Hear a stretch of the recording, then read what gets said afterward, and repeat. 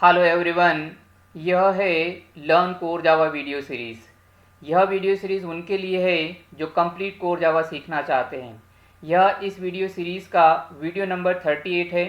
इस वीडियो में हम मेथड हाइडिंग के बारे में समझेंगे। So let us get started. Very first I would like to define what is method hiding. So a static method in superclass can be hidden by the static method in subclass if both methods have same method declaration signature।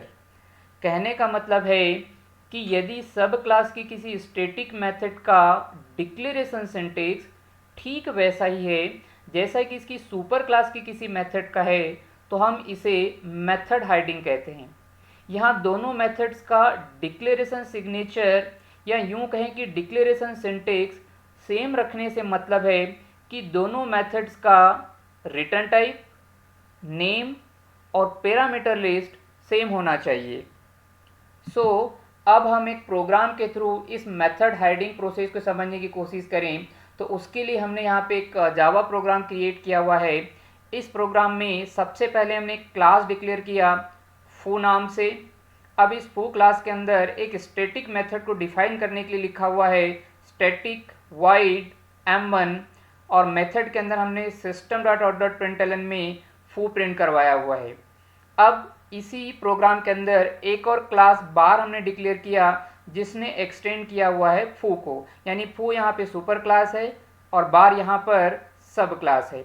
अब इसी programme में हमने एक और class demo declare किया। यह main class है, सो हमने इसके अंदर मेन मेथड को डिफाइन किया और मेन मेथड के अंदर सबसे पहले m1 मेथड को कॉल करने के लिए लिखा हुआ है बार डॉट m1।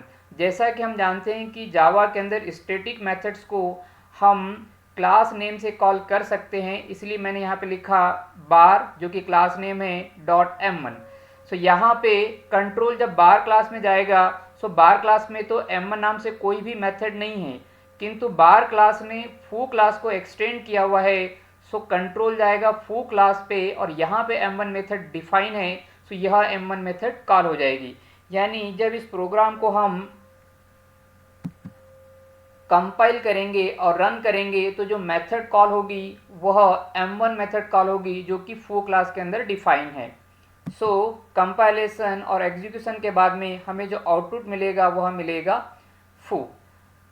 अब यदि हम बार क्लास के अंदर भी एक स्टैटिक मेथड को डिफाइन कर देते, जैसा यहाँ पे देखिए, अभी बार क्लास के अंदर हमने एक स्टैटिक मेथड को डिफाइन किया और इस स्टैटिक मेथड का रिटर्न टाइप हमने सुपर क्लास की स्टैटिक मेथड के जैसे ही रखा, मेथड का नाम भी सुपर क्लास की मेथड के नाम के समान ही रखा, और जो पैरामीटर लिस्ट है वह भी हमने सुपर क्लास की मेथड के पैरामीटर लिस्ट के समान ही रखा है। यानी कोई भी पैरामीटर सुपर क्लास के मेथड में भी नहीं है और यहाँ पे भी कोई भी पैरामीटर हमने नहीं दिया है। तो जब हम किसी सब क्लास के अंदर सुपर क्लास की स्टैटिक मेथड के जैसी ही कोई स्टैटिक मेथड बना देते हैं जिसमें रिटर्न टाइप, मेथड नेम और पैरामीटर लिस्ट सेम रखते हैं, तो हम कहते हैं कि सब क्लास की जो स्टैटिक मेथड है उसने सुपर क्लास की स्टैटिक मेथड को हाइड कर दिया है।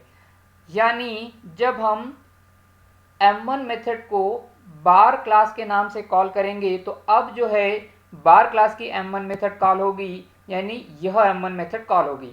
यानी इस प्रोग्राम को जब आप कंपाइल करोगे और रन करोगे तो अब आउटपुट में मिलेगा बार। अब यहाँ पे एक कन्फ्यूज़न आपके दिमाग में हो सकता है, वह यह कि यह जो प्रोसेस है मेथड हाइडिंग प्रोसेस, यह बिल्कुल वैसी है जैसे method overriding process.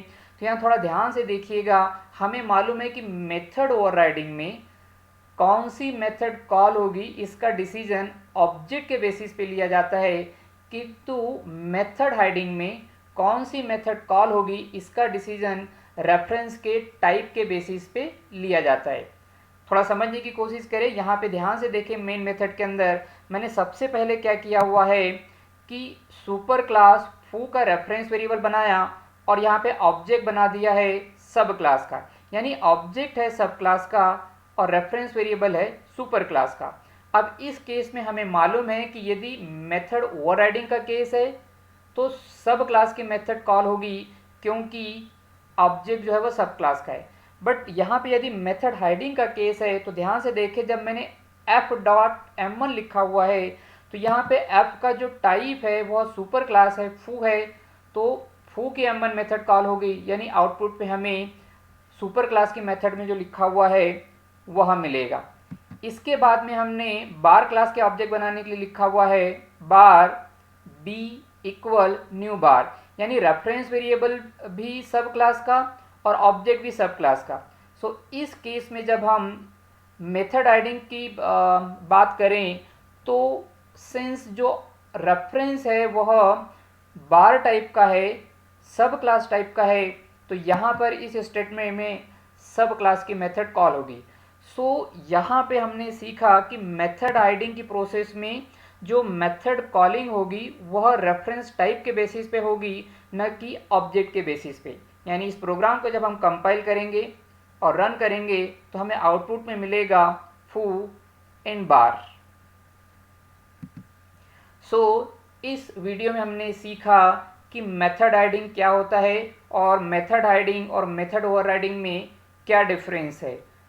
Core Java के अन्य टॉपिक को समझने के लिए आप इस learn core Java video series के अन्य वीडियोस को भी देखें, और कोर जावा से रिलेटेड कोई भी डाउट, कोई भी क्वेश्चन यदि आपके पास में है तो उसको कमेंट बॉक्स में लिखें। और इस वीडियो सीरीज़ के अन्य वीडियोस को देखने के लिए आप इस चैनल को सब्सक्राइब करें। Thanks for watching this video.